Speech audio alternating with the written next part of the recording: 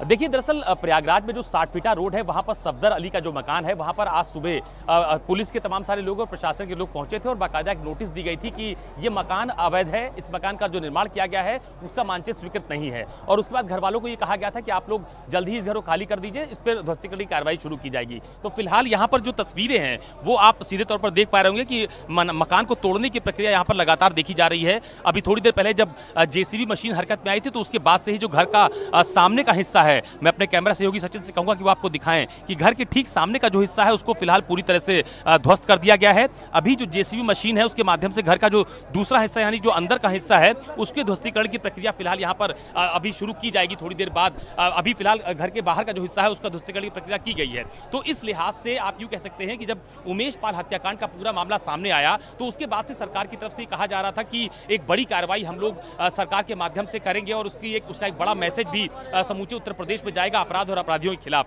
तो फिलहाल वही तस्वीर प्रयागराज में देखने को मिल रही है। आप देखिए कि यहाँ पर भारी संख्या में जो पुलिसकर्मी हैं उनकी यहाँ पर तैनाती की गई है। घर के दोनों तरफ का रास्ता यानी कि जो रास्ता घर के दाहिनी तरफ से आता है और दूसरा रास्ता जो घर की बाईं तरफ से आता है, उन दोनों रास्तों को फिलहाल पूरी तरह से ब्लॉक किया गया है। पुलिस बैरिकेडिंग की गई है और हर चौराहे पर ठीक इसी तरह से आपको पुलिसकर्मी पूरी तरह से मुस्तैद नजर आएंगे। तो कोशिश ये की जा रही है कि जो एक पुलिसिया कार्रवाई या सरकारी कार्रवाई आज यहाँ पर की जा रही है उसमें किसी तरह का कोई अवरोध ना हो, उसको जो ऑर्डर दिए गए उस लिहाज से वो कार्रवाई की जा सके। तो उसी की तस्वीर फिलहाल प्रयागराज में देखने को मिल रही है। और मैं एक बार फिर आपको तस्वीर दिखाता हूं यहाँ की कि जेसीबी मशीन लगातार यहाँ पर कार्रवाई करती हुई आपको नजर भी आ रही होगी।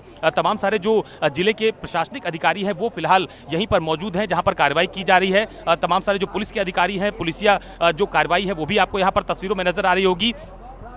कल भी प्रयागराज में जो एक आरोपी है जिनकी भूमिका संदिग्ध पाई जा रही थी उनके खिलाफ कार्रवाई की गई थी और आज भी यहां पर ध्वस्तीकरण की कार्रवाई की जा रही है। तो फिलहाल अभी जो घर के ठीक सामने से बिजली विभाग का जो बिजली का एक बड़ा वायर जा रहा है उससे जेसीबी मशीन फिलहाल उस पर फंस सकती है, लिहाजा उस वायर को, उस तार को वहां से हटाने की कोशिश की जा रही है। इसलिए थोड़ी देर के लिए यहाँ पर जो मशीनें हैं उनको रोका गया है ताकि इस वायर को यहाँ से हटाया जाए और उसके बाद इस जो प्रक्रिया है ध्वस्तीकरण की उसको आगे बढ़ाया जाएगा।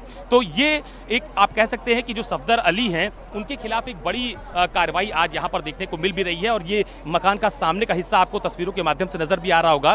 काफी बड़ा घर यहां पर बनाया गया था सफदर अली की तरफ से। 60 फीटा रोड है, काफी चौड़ी रोड है यहां पर। सड़क के दोनों तरफ मकानों की लाइन आपको देखने को मिलेगी जो मकान यहां पर बनाए गए हैं। तो एक आप कह सकते हैं कि उमेश पाल हत्याकांड के बाद से एक तरफ जहां पुलिसिया कार्रवाई अलग अलग जनपदों में देखने को मिल रही है, छापेमारी की जा रही है, तो दूसरी तरफ उनसे जुड़े हुए लोग जिनकी भी भूमिका उस पूरे मामले से जुड़ी हुई है, कहीं से कोई कनेक्शन या संबंध उनका सामने आ रहा है, उनके खिलाफ भी कार्रवाई देखने को मिल रही है। हालांकि जो बात अभी थोड़ी देर पहले हम लोग कर रहे थे कि सीधे तौर पर उसी मामले में आरोपित न करते हुए कार्रवाई नहीं हो रही है, बल्कि जैसे सफदर अली की कार्रवाई की बात की जाए तो इनका जो मकान है इसके बारे में ये कहा गया कि इनका मानचित्र स्वीकृत नहीं था, अवैध निर्माण किया गया था, इसलिए फिलहाल ध्वस्तीकरण की कार्रवाई की जा रही है। लेकिन जो एक बात कही जा रही है कि एक मैसेज देने की कोशिश है सरकार की तरफ से, प्रशासन की तरफ से, पुलिस की तरफ से कि अगर आपकी किसी भी अपराध में या आपराधिक गतिविधि में कोई संलिप्तता कहीं से पाई जाएगी तो आपको भी कार्रवाई का सामना करना पड़ सकता है। और उसी के तहत प्रयागराज में जो कार्रवाई का सिलसिला है, जो बुलडोजर एक्शन है, वो लगातार देखने को मिल रहा है। अभी फिलहाल 3 जेसीबी मशीनों के माध्यम से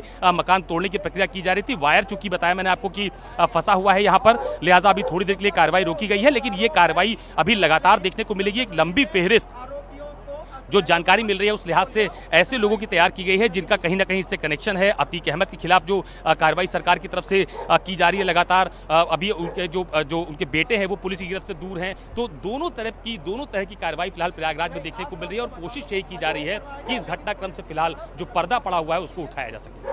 देखिए, आपको याद होगा कि उत्तर प्रदेश में जब चुनाव आते हैं तो उस वक्त कानून व्यवस्था एक बहुत बड़ा मुद्दा होता है। तो आपको याद होगा कि 2022 के चुनाव के वक्त भी लॉ एंड ऑर्डर को एक बहुत प्रमुखता से बड़ा मुद्दा बनाया गया था। सभी राजनीतिक दल अपनी अपनी तरह से उसका व्याख्यान भी कर रहे थे कि उनकी सरकार में ज्यादा अच्छी स्थिति थी, उत्तर प्रदेश की कानून व्यवस्था ज्यादा बेहतर थी। लेकिन ये जरूर है कि बुलडोजर एक्शन का पब्लिक के भीतर बहुत बड़ा क्रेज देखने को मिलता है। बहुत सारे लोग ऐसे हैं जो इस बुलडोजर की कार्रवाई को लेकर खुश होते हैं और ये कहते हैं कि अगर इन्होंने अवैध संपत्ति अर्जित की है, अगर इन्होंने कोई आपराधिक गतिविधि में उनकी संलिप्तता रही है, उसके माध्यम से कोई संपत्ति निर्मित की है, तो अगर उस पर इस तरह की कार्रवाई होती है तो वो पूरी तरह से जायज है। हालांकि जो परिवार के लोग होते हैं जिनके घर पर कार्रवाई होती है वो इस बात का विरोध करते हैं। लेकिन इन जनरल अगर बात की जाए तो पब्लिक पब्लिक के बीच में एक बड़ा मैसेज जाता है। पब्लिक इस बात को देख के काफी आप कह सकते हैं कि राहत भरी सांस भी लेती है कि अगर अपराधी या अपराधियों के घरों पर इस तरह का बुलडोजर एक्शन होता है, इस तरह की कार्रवाई होती है, तो ये सरकारी कार्रवाई पूरी तरह से जायज बताई जाती है। तो लोगों में इसका एक अच्छा मैसेज जाता है। और यही बात जो मैं अभी आपसे थोड़ी देर पहले भी कह रहा था कि सरकार की तरफ से भी यही कोशिश की जा रही है कि कार्रवाई ऐसी हो जिसका एक बड़ा मैसेज पब्लिक के बीच में जाए और सरकार इस बात को बताने में कामयाब हो पाए कि जो वादा हमने किया था,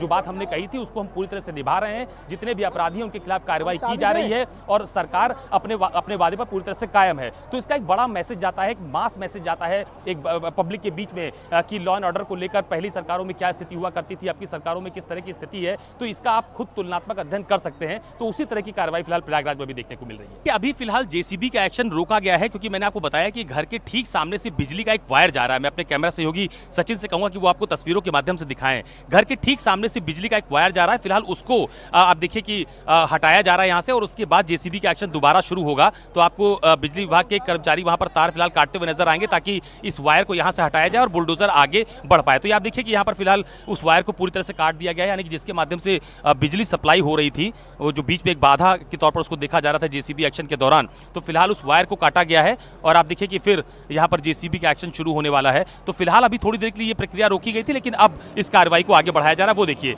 मशीन फिर से पूरी तरह से एक्शन में आ चुकी है और अभी ध्वस्तीकरण की प्रक्रिया में घर के बाहर का सामने का हिस्सा फिलहाल पूरी तरह से ध्वस्त किया गया था और अब मशीन घर के भीतर भी जाने की कोशिश कर रही है। अभी जो ध्वस्तीकरण की प्रक्रिया है उसको फिलहाल यहाँ पर आगे बढ़ाया जा रहा है। तो जो एक तार था बिजली का, जो एक बाधा के तौर पर था मशीन के रास्ते में, उसको फिलहाल हटाया गया है और आप देखिए कि फिर से यहाँ पर कार्रवाई शुरू हो चुकी है। जेसीबी मशीन ने अपनी यहाँ पर जो मकान को ध्वस्त करने की प्रक्रिया है उसके तहत फिलहाल यहाँ पर आगे बढ़ती हुई नजर आ रही है।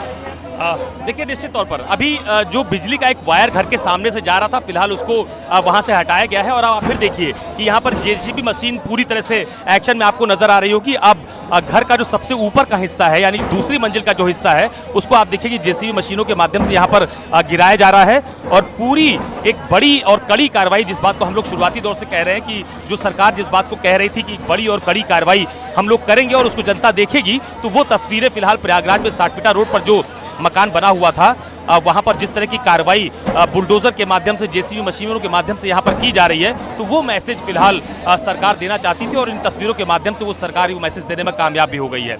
और दूसरी बात जो सबसे अहम है इस पूरे यानी कि सफदर अली के इस मकान के ध्वस्तीकरण को लेकर, तो उसकी भूमिका की फिलहाल अभी आगे भी जांच की जाएगी। उनकी क्या भूमिका इस पूरे घटनाक्रम में रही है, कैसे कैसे उनके कनेक्शंस रहे हैं, उसकी जांच की बात भी कही जा रही है।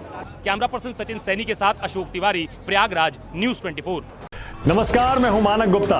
अगर आपको हमारा ये वीडियो पसंद आया हो तो इसे लाइक और शेयर जरूर करें और हाँ, हमें सब्सक्राइब और फॉलो करना ना भूलें ताकि आप देश और दुनिया की कोई खबर मिस ना करें। तो जुड़े रहिए हमारे साथ और देखते रहिए न्यूज़ 24।